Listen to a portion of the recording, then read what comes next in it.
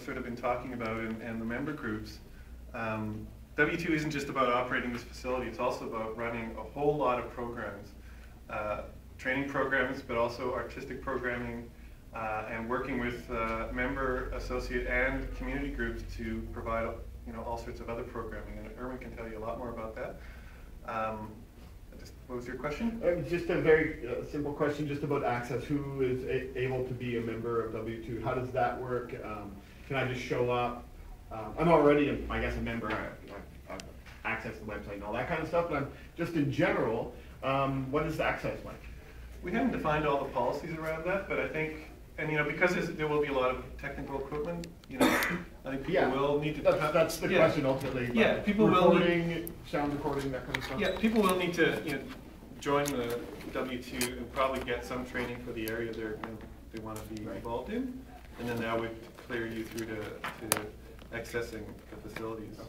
And as I say, we haven't really formalized all those policies, as part of the whole load of things that still have to be done, but again, access is a big part of what we're about. Yeah. So there is a crude assumption. There's 5 strata of access. One would be an individual member. Yeah. One would be a community nonprofit. So let me start from this way. So there's core members that like CGSF Radio, and there's associate members, maybe like the Roundhouse Community Centers as an associate member. So time to time they'll send us programming. They'll see us as part of their programming hub for that Yaletown, Downtown Eastside area that they service. But they're not going to move into W2, right? So they're an associate member. Then there's a nonprofit. So nonprofit organizations can come in and get subsidized access. Then there's commercial rates. So if you're a film production company and you need to use our soundstage for 3 days, we'll charge you a commercial rate. That'll then subsidize our community members' rate. So, and then individual members. Right. So you and I can go there for coffee, and we'll be able to swipe our card and get a discount at the coffee shop. We'll go upstairs. The card will give us access to a workstation area that's semi-secure. So we're juggling different spaces, about 14 different programs and about 7 different spaces. So the computer system will know whether you have access to the cross media lab that day, because you'll have booked it online and it'll be approved. So we're using smart cards to kind of help us both provide security, but also at the same time provide access and verify that, as Magnus said, you've got expertise in radio production and you can get into the radio lab. Sorry for being late. We have a job fair that started at 10, a Woodward's job fair, so I tried to launch that and I was like, what? It's not at 10:15. It's not fair. Apologize for being late, but nice to see everybody here. And I don't know what they said, but I'm sure it was all true. What about the dancing girl?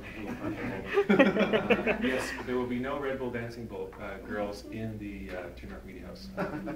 So that's a policy.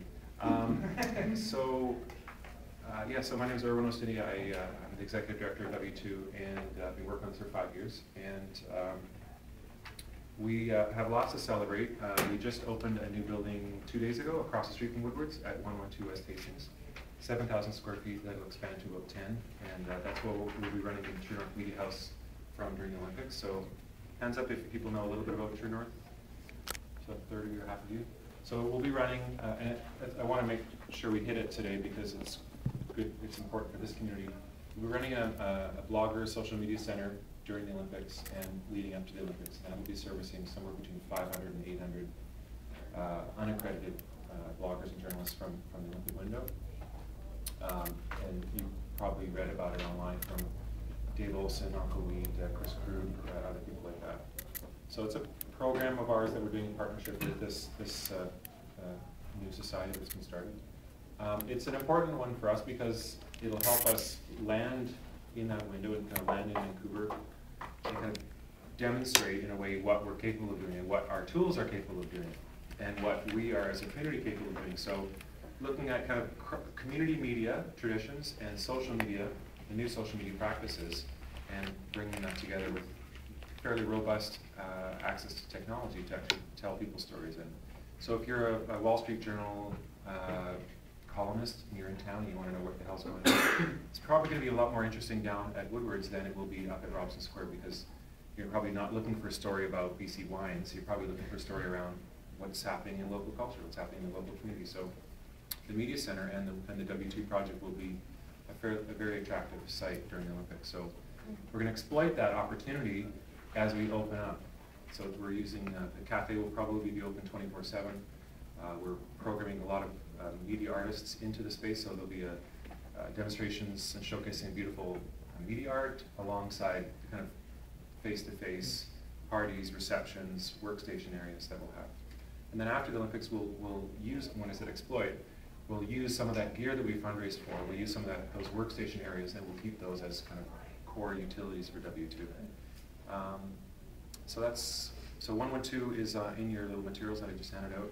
We've got a lot of programs there in the next few weeks, including the Blade Unders program. So if you know people who are under 30 and looking for work, who have an interest, a passion in social media, or have a passion around creative technology, mobile apps, web development, but just have a hard time landing work because they're English as a second language, or they're First Nations, they've never had access to post-secondary education. That's kind of what we're looking for. We're looking for really energetic people who have skill sets but haven't put it together because of these barrier issues. So please let them know on Thursday this week we're having our second orientation for that. How much time do we have? 10 minutes? 10 minutes? I think Magnus mentioned a little bit about access in general. The site, the cafe has 70 seats, and about 20 of those are workstations. We also have a telepresence meeting room, so the Cisco commercials about I'm talking to my board in New York. So we are really thrilled to be probably, I'm guessing, the first or only community access telepresence or telematics space in Canada. So it's a place where you walk into the boardroom, or you walk in the community room, or you walk into the cafe, and you'll actually be hooked up with 8 different places around the world.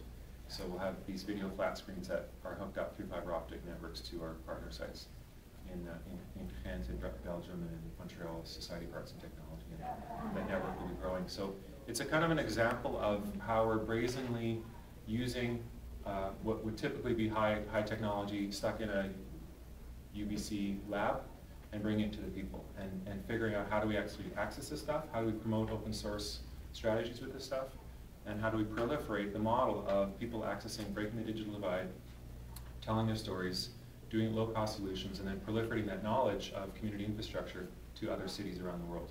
So eventually, 2 to 5 years from now, what we accomplished at W2 will probably be replicated, and we'll be working with other sites around the world that are also trying to do these things. An example is our Fearless City project. We didn't realize after we started Fearless City that people had already done that. It's called Uptake. They did it in Minneapolis 2 years ago during the Republican Convention. N95 streaming video. It's like, oh, well, that's what we've trained 40 people in the Downtown Eastside already to do. Explain, maybe both you can just explain a little bit about what Fearless is and what you guys can do. We haven't really touched on that yet before you came. So Fearless City Mobile is a project we started 2 years ago. It's one of our kind of flagship showcase pieces as a demonstration before we moved into Woodward's around what we could do with technology and marginalized population. So we trained 40 people in the hood, Downtown Eastside, to stream events, push rich media two-way through a subscriber base, and pushed it to interactive live screens. So that means we captured live events at the convention center or at parties. We would stream them live. VJs would mix up the content and put it into a screen environment for the public to interact with. We did about 10 events, quite successful. We paid out about $150,000 in wages to Downtown Eastside residents. We kind of proved that things can shift when you provide people with access and training and peer support. And so that is now a social enterprise that we're running, and it's kind of one of our 4 social enterprises: the cafe, the printing press, the City Mobile, and a courier printing shop that we're opening up next year. So it's part of our way of